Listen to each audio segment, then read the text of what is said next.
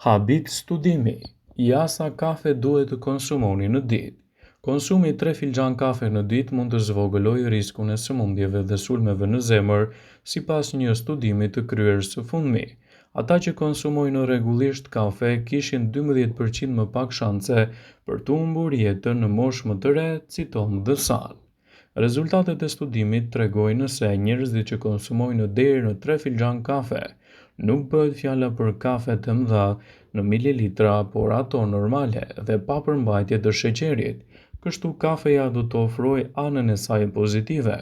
Ekspertët thonë se ajo do të ngadalësojë procesin e plakjes, përfitimet e saj janë të larmishme dhe të mëdha, për sa kohë konsumohet brenda normës dhe gjithashtu asesi me stomakun bosh ose në mënyrë të tepërt, pasi në këtë mënyrë ndikimi i efekteve negative të kafes në organizmin tuaj do të jetë gjithashtu më i madh dhe do të krijojë edhe komplikacione të ndryshme të shëndetit.